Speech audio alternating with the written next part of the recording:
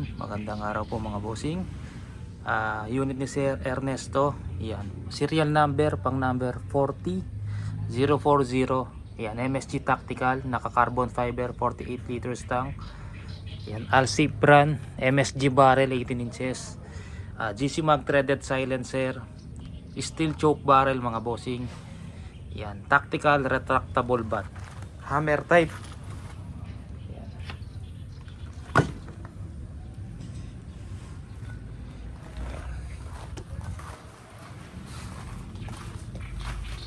Bleeder.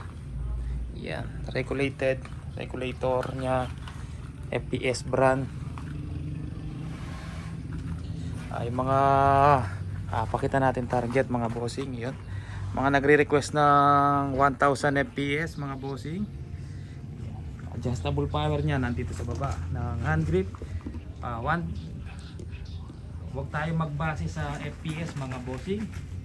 Kahit gusto niya ng 1000 FPS, kung ayaw naman ng barrel, hindi din maganda. Susunod tayo kung anong gusto ng barrel. Kung saan magandang FPS, tumama yung barrel, yun susundin natin. Mas maganda yung accuracy kaysa doon sa power mga bossing. Malakas nga yung unit mo, pagit naman ang grouping. Doon ka na sa medyo mababa ang FPS. Kung panganting lang naman, 800 to 850, malakas na po yan mga bossing. May pumunta nga dito, sinubukan yung unit niya, 850 FPS, nalalakasan pa para daw na naka-live na 22 yung lakas ng unit niya. Yung iba gusto pa 1000. Panganting-anting 850, 800 hanggang 880.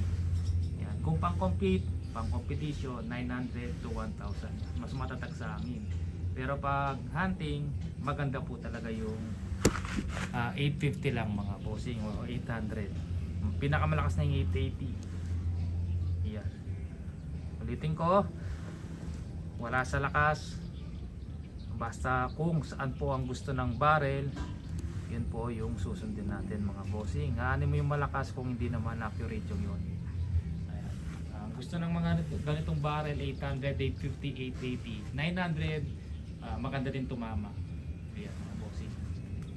Okay, try natin sa Astro. Yan po yung target natin. Check natin kung saan tatama. Try natin 5 shots. Saan tatama? Ayun. Makita.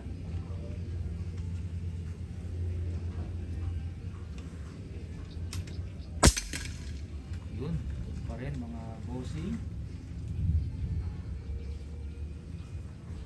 Pangatlo.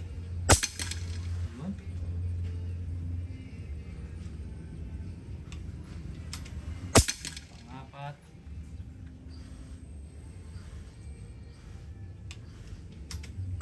Panglima.